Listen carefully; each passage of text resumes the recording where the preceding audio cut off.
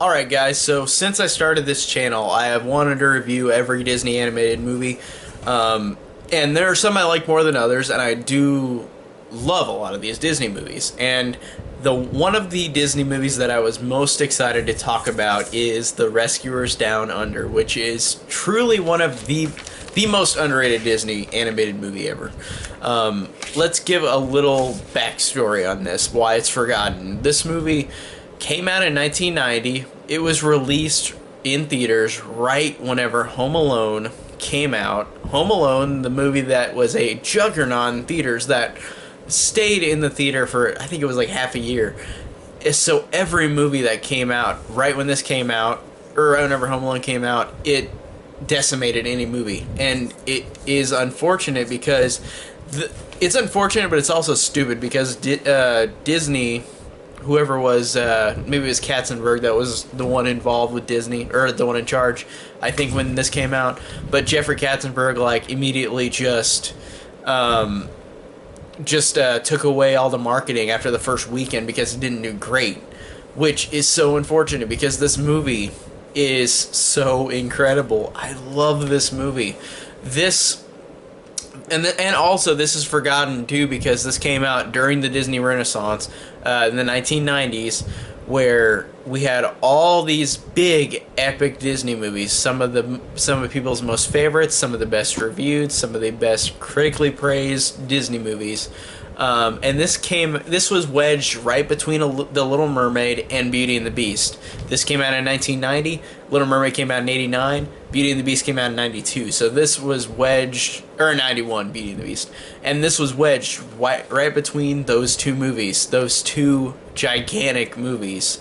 So this one failed, and nobody, unless you were a kid, really remembers it. And people mostly remember the first Rescuers, which I think is fine, and I reviewed it and thought it was fine on rewatch, but this one is a whole different story. Like, this is so criminally underrated, and it's so sad that it never got the love it deserved, and the care and love and emotion that went through this movie with all these people making this movie. It was probably a heartbreaking thing to see them not have this movie do well in theaters, and was forgotten by a lot of people. So that's really sad because, again, this is one of my favorite Disney movies ever. Top 10 easily. Love The Rescuers Down Under. The visual scope of this is incredible, and I love the fact that this is a Disney animated movie that is set in Australia.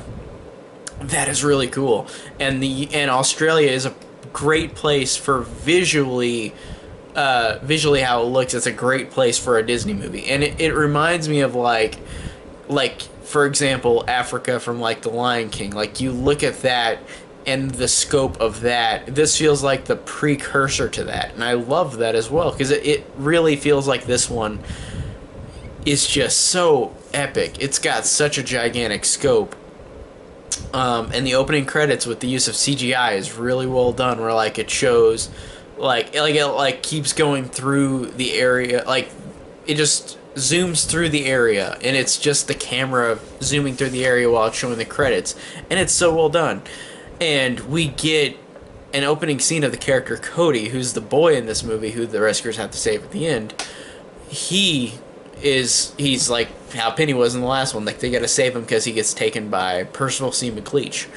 But this has one of the best scenes in any movie I've ever seen. Whenever it starts out with Cody finding an eagle, finding an almost extinct eagle, the only one left of its kind.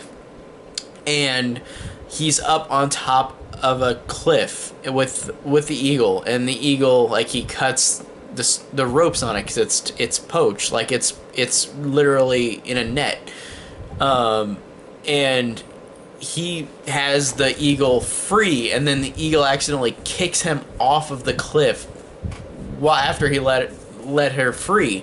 And you see the kid literally falling for a while, crying, like falling off of this cliff like he is about to die. And then the eagle comes down, grips him, flies with him up in the air. And again, with the visual scope, like, it is truly incredible. And the score is incredible as well, and gives me chills. But the whole scene of Cody flying with the eagle, like throughout in the clouds, down in the water, up in the air, it just is truly one of the most moving scenes I've ever seen in a movie. And I can't believe that this, like, that scene alone needs more credit. Like, it is so unfortunate.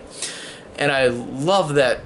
I just love that whole scene, and I love the musical score, and I love how at the end Cody's holding on to the eagle, and the eagle lets him go, and Cody knows he's gonna catch him, so Cody jumps off of this waterfall, and then the eagle grabs him and like takes him down. But then after that, he gets taken by Percival C. McLeach, and like the eagle, like he's trying to find the eagle, and Percival C. McLeach, awesome. He is voiced by George C. Scott, which is perfect casting, because George C. Scott is an incredible actor, and he's got a terrifying voice. Like, he can make himself terrifying, and I love his voice performance in this movie. He is really a great underrated villain in Disney. Like, he is scary. Like, he is actually intimidating, even though he's a dumb character. He even has jokes about him, like saying like, I didn't make it through all through third grade for nothing. Like jokes like that. Like, he is a dumb character, but he's creepy, and like he works.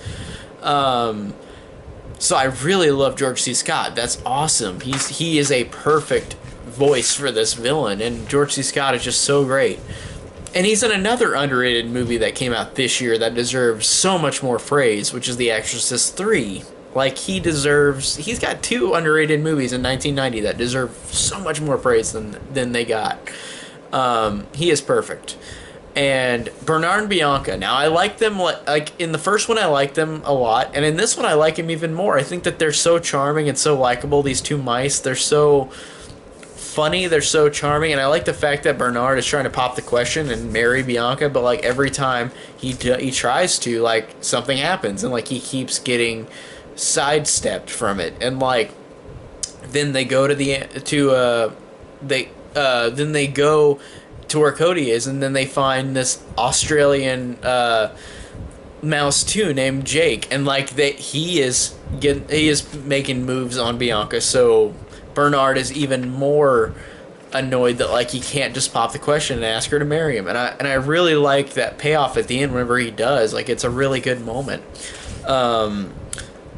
So I really like, and I also like whenever he thinks at the beginning, like, she asks him like to marry him, and he's like, well, when do you want to do it? And she says, well, right now, immediately. And he's like, oh, okay. And like and then he doesn't understand until she says, we're gonna go save Cody, this kid, which he was not in on.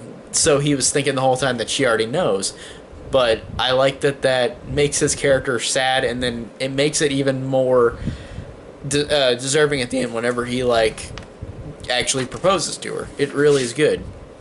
And we get another character who's like Orville, the bird from the last movie. We get Wilbur, which is a funny joke, Orville and Wilbur.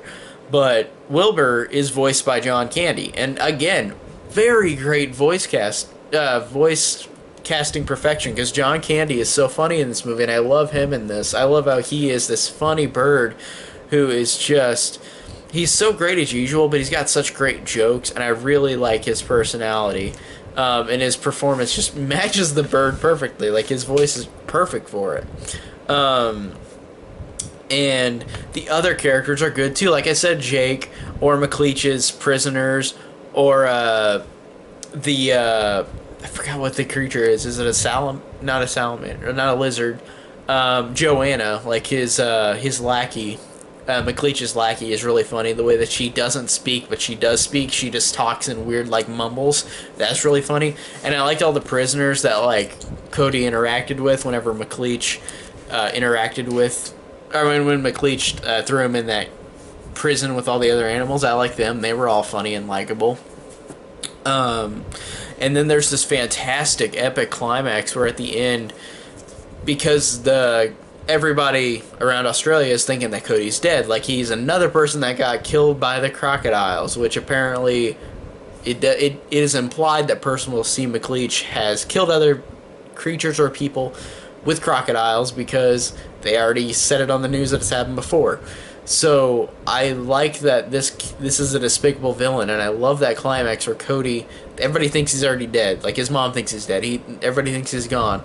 So he is tied up to go down to where the crocodiles are, to where they're going to eat him and kill him because he's been such a pain in McLeach's way. So it is a great climax of Cody almost getting killed by crocodiles, but then McLeach falling down and going in there and then falling off the waterfall and dying, which is a great villain death. And I love the fact that then the rope breaks and Cody is thrown in there, and then Bernard is in there too, while Bianca and Jake are separate with the bird, or with the eagle, and like they all have to get together, like where Bernard